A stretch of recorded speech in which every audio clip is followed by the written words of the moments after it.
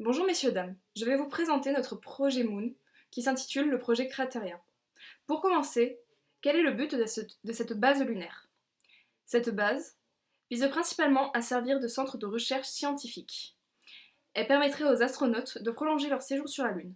Elle favorise la réalisation d'un plus grand nombre d'expériences et de projets, ce qui nous permettra de mieux comprendre la Lune et l'univers qui nous entoure dans l'avenir.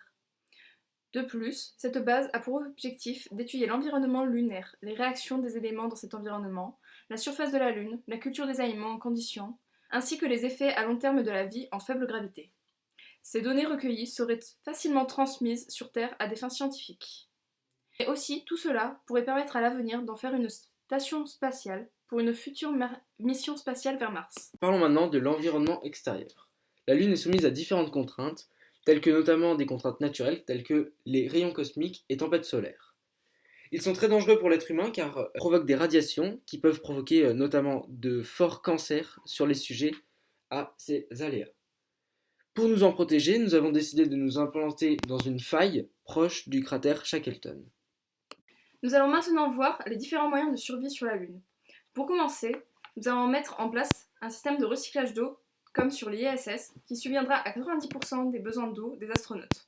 Pour la nourriture, une partie sera lyophilisée et sera importée directement de Terre, tandis que l'autre sera cultivée directement dans la base, dans la Biome Box.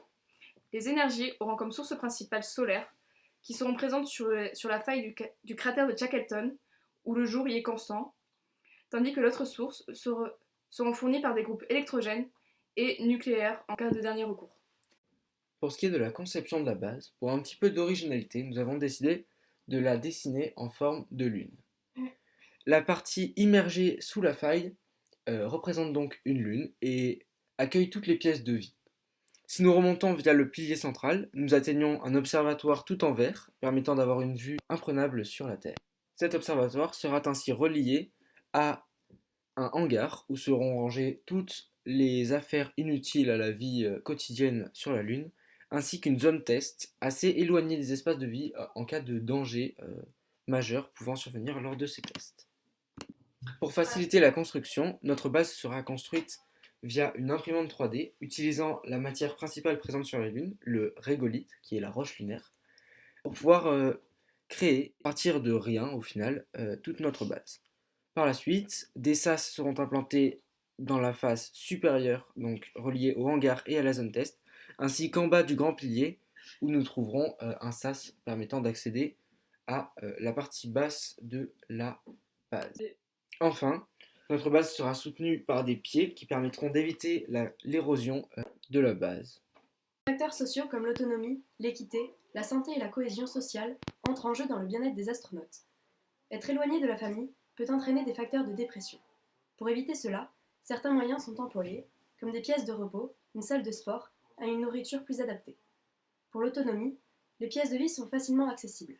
Chaque astronaute détient son espace dans sa chambre pour avoir le plus d'intimité possible. Par ailleurs, la cuisine et le salon sont communs à toute l'équipe pour pouvoir former une certaine cohésion et éviter tout sentiment de solitude. Leur emploi du temps est lui aussi prévu pour leur santé mentale en étant chargés, ce qui ne leur permet pas de se remettre en question sur leur mission.